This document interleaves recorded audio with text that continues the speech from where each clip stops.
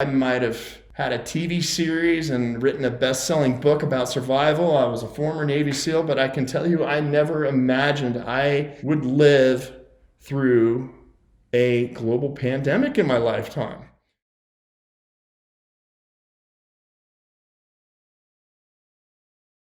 Let's talk about power.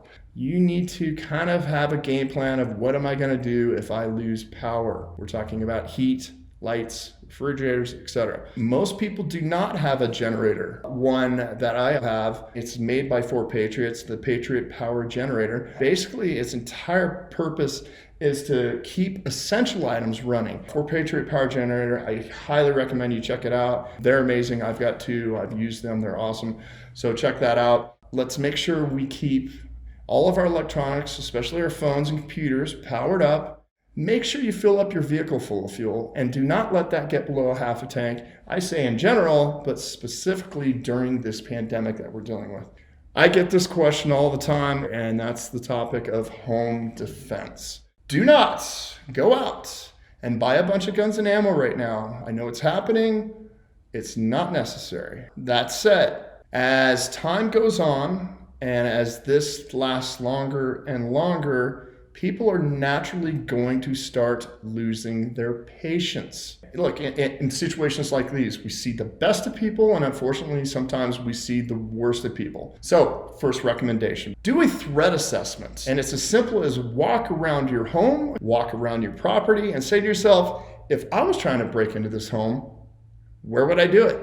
How would I do it? And then address that vulnerability. Criminals follow the path of least resistance. If they see a place all lit up, blinds shut, maybe a dog barking inside, they are probably going to move on to the next home. Don't make it easier for these idiots to go out and do stupid stuff. All right, here's the one.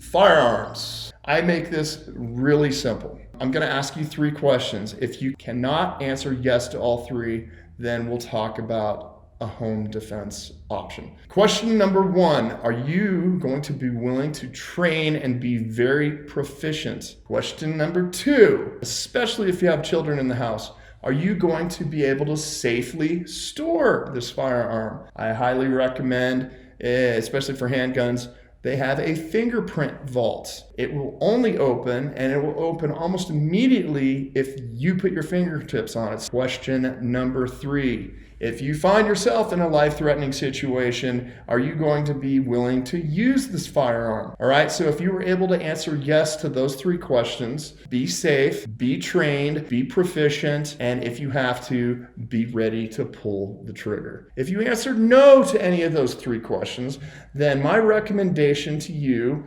is bear spray. Bear spray is amazing and it works. I had to use it on somebody because I could not use lethal force, and it eliminated the problem immediately. It is a safe, non-lethal, and incredibly effective option for home defense. Again, it's a bear spray. All right, folks, hang in there. Simply ask yourself, what can I do to help?